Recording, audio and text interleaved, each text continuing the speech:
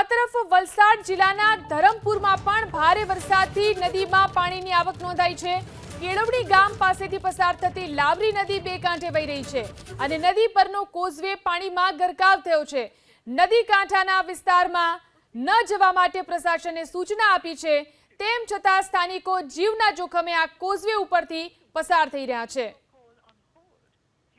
જોઈ શકાય છે આ દ્રશ્યોની અંદર કોઝવેની ઉપરથી કઈ રીતે પાણીનો ધસમસતો પ્રવાહ પસાર થઈ રહ્યો છે। અહીં લોકોને પાણીની નજીક ન જવા માટે પ્રશાસન તરફથી સૂચના આપવામાં આવી છે, છતાં પણ લોકો આ રીતે પોતાનો જીવ જોખમમાં મૂકી અને અહીંથી પસાર થઈ રહ્યા છે।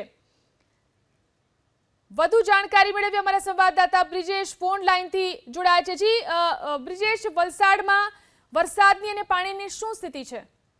જે પ્રમાણે ઉમરગામથી વલસાડ સુધીની વાત કરીએ તો સૌપ્રથમ વલસાડમાં ઔરંગા નદી બે કાંઠે વહી રહી છે। ઉપરવાસમાં ભારે વરસાદને કારણે જે પ્રમાણે ઔરંગા નદીની અંદર પાણી આવી રહ્યું છે, લોકોને નીચાણવાળા વિસ્તારોને એલર્ટ કરાયા છે। તો માનસી પેટ્રોલ પંપની પાછળનો જે વિસ્તાર છે, નીચાણવાળો વિસ્તાર છે, નવા બાંધકામ થવાને કારણે હાલ ત્યાં 6 જેટલા ઘરોમાં પાણી ભરાયા હતા, જેનો નિકાલ થઈ શક્યો નથી।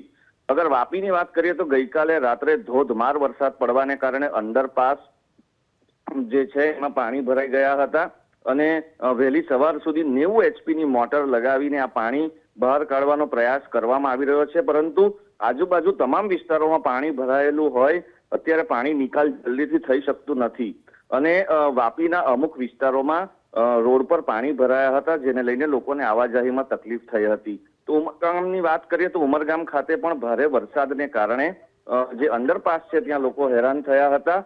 એ સિવાય નેશનલ હાઈવે નંબર 48 ની અગર વાત કરીએ તો ભારે વરસાદ, પાણી ભરાવાની સ્થિતિ અને રસ્તા પર ખાડા, આ તમામ વસ્તુને લઈને ટ્રાફિક ખૂબ ધીરો આગળ વધી રહ્યો છે। લોકોએ સાવચેતીથી નેશનલ હાઈવે નંબર 48 પરથી પસાર થવું પડે એ સ્થિતિનું નિર્માણ થયું છે। જી આભાર તમામ જાણકારી આપવા માટે।